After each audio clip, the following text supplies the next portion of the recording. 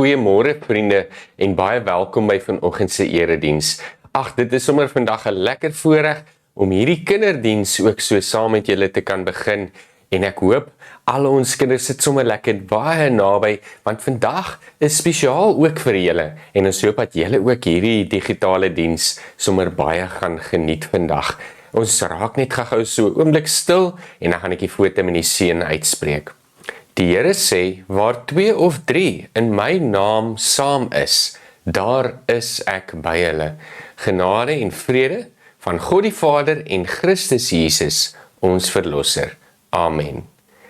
Ek wonder, dink julle nie dit is 'n wonderlike voorreg dat ons so op 'n Sondagoggend by mekaar kan kom en vir Jesus kan loof en prys nie? En weet julle, dit is so groot voorreg dat ons dit kan doen terwyl ons vry is. Daar is baie plekke in die wêreld waar dit nie so kan wees nie. En daarom sal ons altyd bly wees daaroor, né?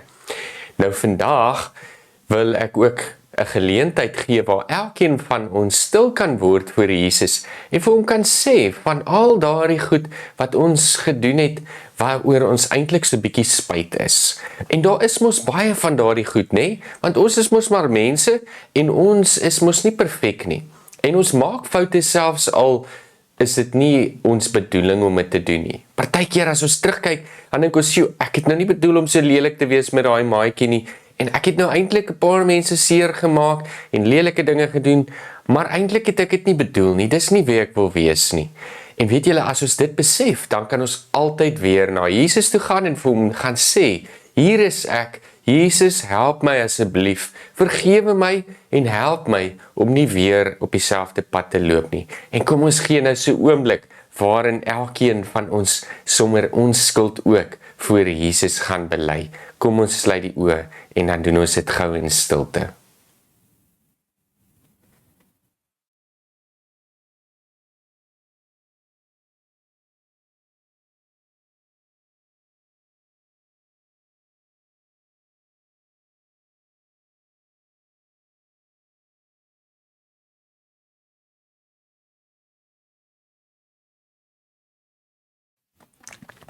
Liewe Jesus, so klein soos wat ons is, of so groot en so oud soos wat ons is, bly ons nog altyd maar u kinders. En ons wil vandag vir u dankie sê dat ons u kinders kan wees. Maar ons is nie altyd goeie kinders van u nie, Here. Ons doen baie keer dinge wat goeie kinders van u nie eintlik behoort te doen nie. En daarom wil ons vandag vir u vra, Here, help ons asseblief. Ons bedoel nie om altyd die lelike dinge te doen of die stoute dinge te doen wat ons doen nie. Maar voor ons osself kan kry, dan het ons vraggies dit weer gedoen. En daarom wil ons vra dat u Gees sal stuur om in ons hartjies en in ons gedagtes te kom woon, sodat ons nie sommer net van die pad sal afdwaal nie. Ons wil bid dat u vandag saam met ons sal loop, dat u ons hand sal vashou en dat u vir ons die pad ook sal wys, waar ons nie seker is waarheen ons moet gaan nie. Ons bid dat u vandag in hierdie diens ook met ons sal kom praat. Wil u gee dat ons vandag hier sal wegstap met 'n goeie boodskap van hoop en van u genade. Amen.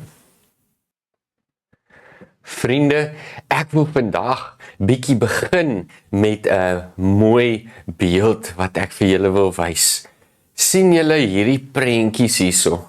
Dit is pragtige skepe, groot skepe, wat elkeen 'n spesifieke doel het. Ons sien daar 'n vragskip en 'n passasiersskip en ons sien ook hier natuurlik iets wat uit die kinderverhale uitkom, 'n ou seilboot, en het julle gesien daai mannetjie het so 'n hoek gehad, dis seker nou Captain Hook, nê? So skepe het verskillende doelwitte, né? Elkeen van hierdie skepe in hierdie prentjie het 'n belangrike doel waarvoor hulle gebruik word. Maar die een ding wat van al twee van hulle van al hierdie skepe waar is dat hulle op 'n stadium in die hawe moet gaan staan, nê? Of in 'n vlak water waar hulle stil moet staan en waar hulle nie kan dryf en ander skepe gaan moet tref nie, nê? En dan het hulle 'n baie belangrike ding nodig. En ek wonder, kan julle dink wat dit is? Hoe bly 'n skip stil staan in 'n hawe of in vlak water, waar hy nou nie naby aan die kant is nie, nê? Hoe bly hy stil staan? Ja, jy's reg, dit is 'n anker, nê? Die anker van 'n skip het 'n baie belangrike doel.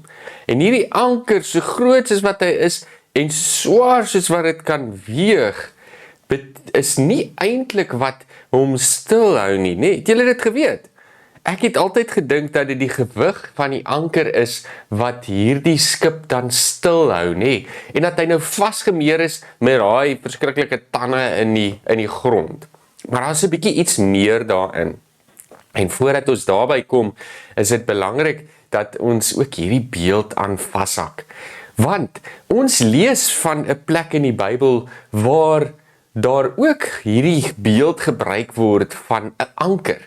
En dit sê dat ons vasgeanker is aan Jesus tot in die koninkryk van God, tot in die hemele. Maar kom ons lees eers gou-gou daai gedeelte 'n bietjie saam. Ons lees vandag die gedeelte uit Hebreërs 6 van vers 13 tot 20. Ons lees van Hebreërs 6 van vers 13 tot 20. Volg dit gerus saam met my op die skerm. God het Abraham iets beloof om vir Abraham te wys hoe ernstig hy is. Het God aan hom 'n belofte en 'n eed gemaak. Vir God is daar egter nie iets wat groter as hy is nie. Daarom het God homself ingeroep en vir Abraham gesê, ek sal baie goed vir jou wees en vir jou 'n groot nageslag gee.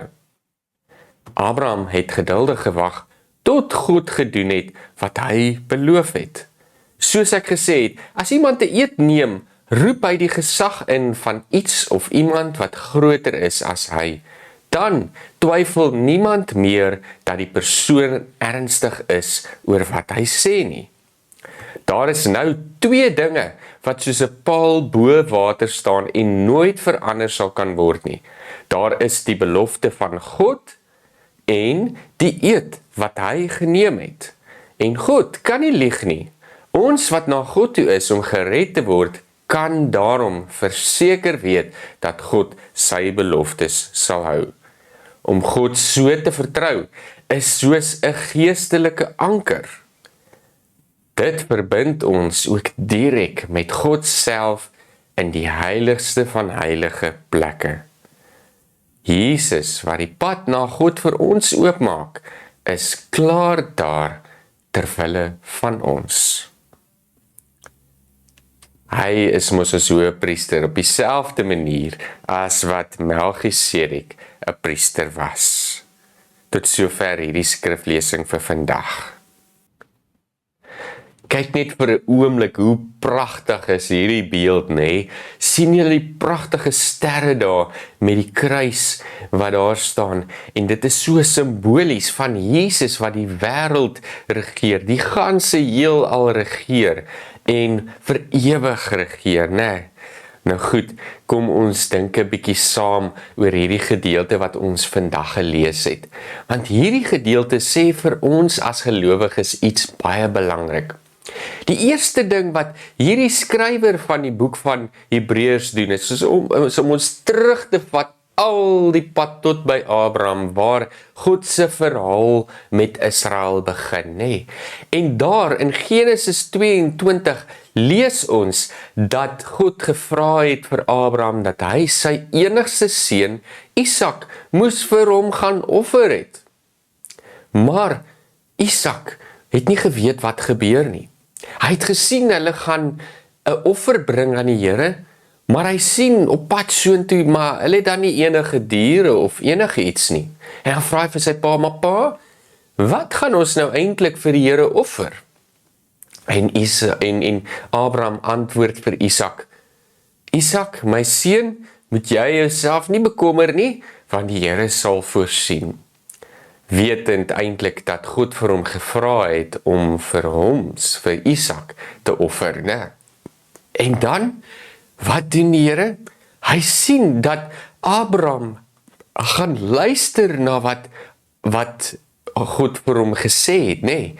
En wat doen hy? Hy stuur dan wel iets anderste wat hy kan offer aan die Here.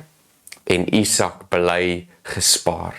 En daardie nag maak God 'n belangrike belofte aan Abraham. En hy sê vir hom, Abraham, ek sal vir jou 'n God wees, en jy sal 'n nageslag hê wat so baie soos die sand van die see is. En ek sal vir julle 'n God wees, en julle sal my volk wees. En die belangrike wat God daar doen, is dat hy homself inroep as 'n bewys dat hy daardie belofte sal nakom. Ek wonder, het julle al gewonder, as jy eet aflê, dan doen jy dit mos nie op jou eie naam nie, nê? Jy doen dit mos altyd op iemand anders se naam. Dit is eintlik baie gevaarlik om dit te doen, nê? Want dit kan beteken dat jy jou eet aflê op iemand wat jy liefhet, nê? Party mense sê, ek sweer voor my ma se graf of wat ook al, en dit is eintlik, moet ons dit nie sê nie, nê? Dit is eintlik baie lelik, nê? Maar die ander eed wat ons aflê, is wanneer ons hand op die Bybel sit. Ons sit ons hand op die Bybel om te sê, dat ons God inroep as ons getuie, dat ons hierdie belofte nakom. En dan moet ons ook baie versigtig wees oor watter beloftes ons maak, nê? Eintlik sê Jesus vir ons, moet dit liewer nie doen nie, want as jy dit doen, dan bind jy jouself, en as jy dan nie by daai belofte uitkom nie, het jy 'n baie groot probleem, want dan het jy die Here ingeroep as jou getuie, nê? En dan mag hy gaan van jou eis, dat jy dan daai belofte nakom, nê? So ons moet baie versigtig wees om 'n eed af te lê. Maar wanneer ons dit doen, dan roep ons altyd iemand groter as onsself in. En wie is daar nou groter as God self?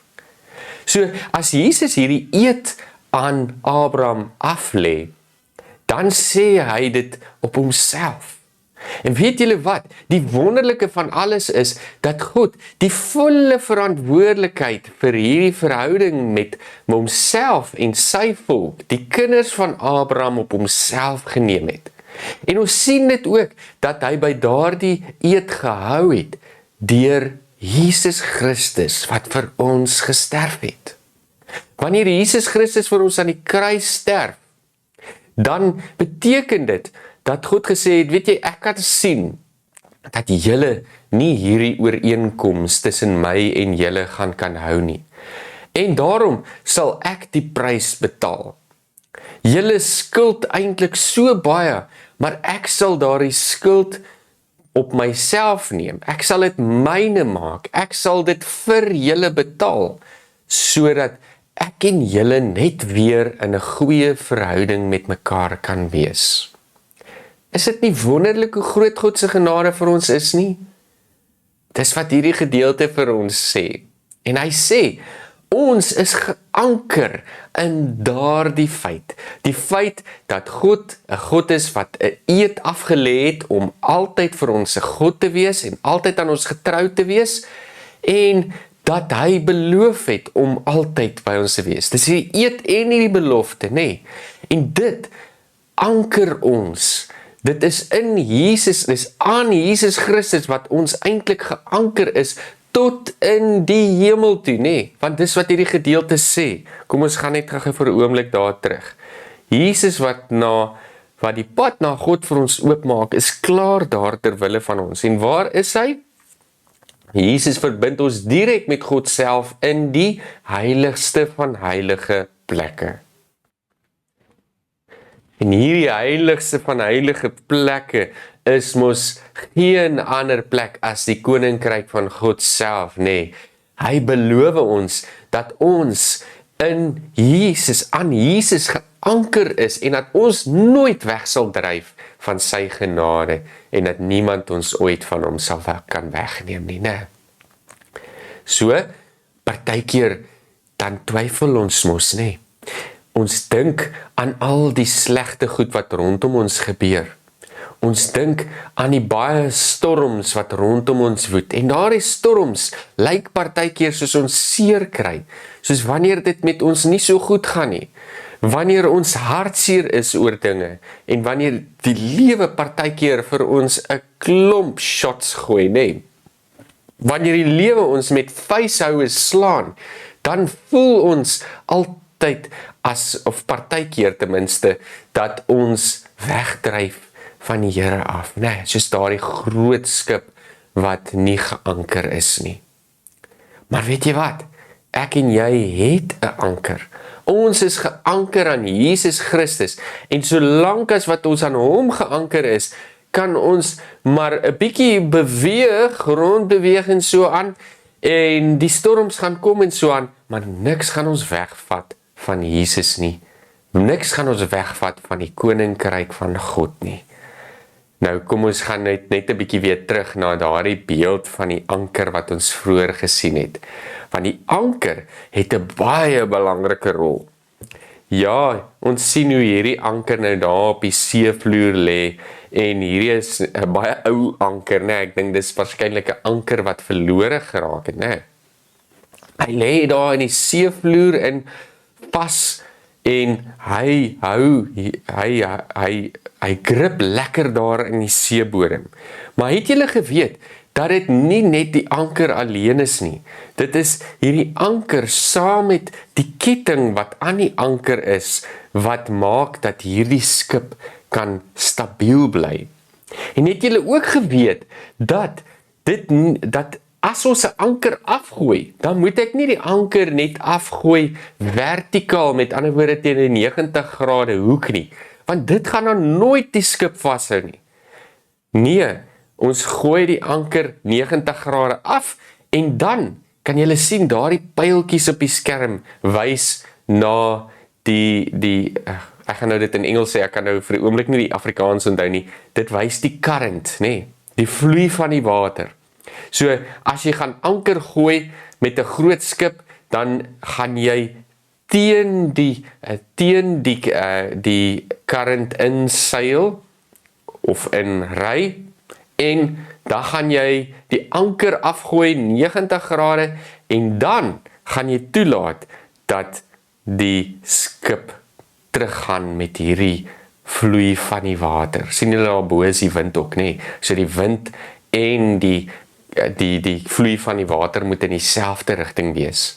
En dan laat jy daardie ketting langer word. En sien julle, daar is 'n gedeelte ketting en 'n gedeelte tou in hierdie gedeelte, maar in 'n groot skip sal dit heeltemal net ketting wees. So die anker wat jy vir 'n klein bootjie kry, sal so 'n stuk ketting hê, en dan die tou daaraan. Nou het julle geweet dat hierdie ketting veroorsaak wrywing aan die onderkant van die seebodem, en is die gewig van daardie ketting wat ook help om hierdie skip vas te hou. So die anker bestaan nie net uit hierdie ankergedeelte self nie, maar is ook afhanklik van hierdie tou en hierdie ketting wat hierdie boot dan op die ou end vashou. En die speling wat daar is in hierdie tou maak dat dit al hierdie beweging in die see absorbeer. So die beweging word eintlik in hierdie tou opgeneem eerder as wat dit in die skip opgeneem word, sodat hierdie skip stabiel en veilig vasgeanker kan bly. En as ons sê ons is geanker aan Jesus, is dit presies wat dit beteken. Dit beteken dat Jesus vir ons die stabiliteit inbring. En Jesus as ons anker, saam met sy woord en saam met die kerk, absorbeer hierdie storms rondom ons en die seer en so aan, sodat dit ons nie so baie affekteer dat ons verlore kan gaan nie. En solank as wat ons aan Jesus geanker is, kan niemand ons wegsteel uit God se koninkryk nie. Niemand kan ons dan wegvat van God af nie. En hoe wonderlik is dit nie? Want dit beteken dat as jy vashou aan Jesus as jou anker, dan gaan jy nooit verlore raak nie. En dan kan die storms maar kom, en die woestheid, en die seer kry, en die hartseer, en al die goed kan ons maar tref. Maar niks sal ons weg kan vat van Jesus nie. Ons kan dan in Jesus se koninkryk vas geanker bly. En het julle gelees wat daai gedeelte sê? Het sê mos daar, God sal mos nie vir ons lieg nie, nê? Ons weet dat ons op God kan vertrou. Ons weet dit, want God het vir Jesus gestuur om in ons plek te sterf. Hy het sy belofte nagekom, dat hy altyd vir ons 'n goeie en 'n getroue God sal wees, en dat hy altyd ook ons Vader sal wees. En ek hoop dat jy ook sal onthou, dat vir so lank as wat jy vasgeanker is aan Jesus, niks jou weg kan vat van God af nie. Niks kan jou verwyder uit die koninkryk van God nie. Hou altyd vas aan Jesus as jou anker. En ek hoop dat jy ook vandag vir Jesus sal leer ken deur die woord, want dis belangrik, nê? Jy het gehoor dat ek sê, deel van wat ons vashou aan Jesus is ons omgang met die woord, met die Bybel, nê? En nou praat ek nie van hier en daar net 'n versietjie lees nie. Nee, ons lees die Bybel heeltemal, nê? As ons kan van voor tot agter. En ons doen dit soveel as wat ons kan, sodat ons vir Jesus al beter kan leer ken. Want ons is mos opgewonde oor Jesus en ons wil aan hom geanker bly.